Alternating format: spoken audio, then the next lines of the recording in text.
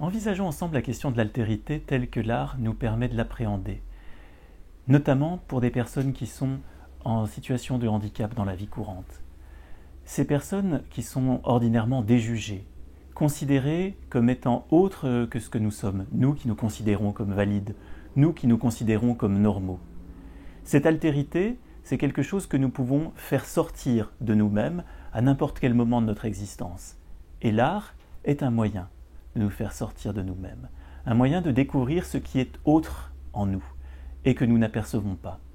Eh bien, pour des personnes qui sont considérées comme autres dans la société en général, cette possibilité que donne l'art de montrer une autre facette d'elle-même, c'est quelque chose de précieux, d'éminent, qu'il faut absolument arriver à sauver.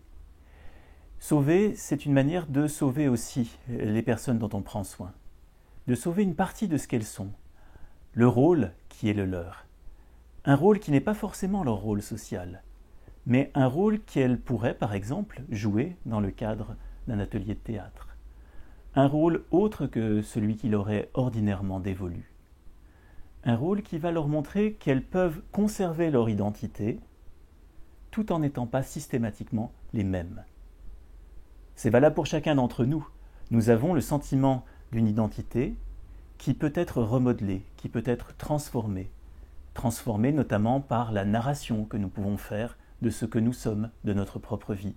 C'est une autre forme de travail artistique, le travail par l'écriture, le travail par le fait de se dire, par le récit de soi. Et dans le récit de soi, nous pouvons construire à la fois des identités qui sont réelles et des identités fictives. Nous pouvons construire sur ce que nous sommes, sur ce que nous avons été, mais aussi sur ce que nous aurions aimé être, sur ce à quoi nous pouvons aspirer, ce qui véritablement nous est arrivé, ou peut-être fictivement. Mais quelle importance au fond. Nous ne sommes que par l'ensemble de ces histoires que nous arrivons à décrire, que nous arrivons à écrire, à oraliser.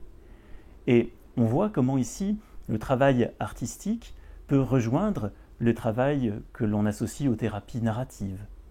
C'est une autre forme d'exemple où l'altérité en soi est réutilisée, va s'incarner au travers de la parole. De cette façon, nous qui nous pensons normaux, arrivons à faire sortir de nous-mêmes un certain nombre d'autres rôles que nous ne connaissons pas ordinairement. Et inversement, des personnes qui sont ordinairement considérées comme en marge de la société, comme ne faisant pas partie du corps social, arrivent à montrer que sous d'autres facettes, sous d'autres rôles, elles peuvent y entrer, y être reconnues, avoir une valeur éminente. Dans le cadre du travail artistique, il n'y a pas à proprement parler de personnes qui soient à déjuger, à mettre en marge, mais il y a des personnes en général à travers cette mise en forme de ce qu'elles sont par l'art. C'est un des exemples que nous pouvons proposer.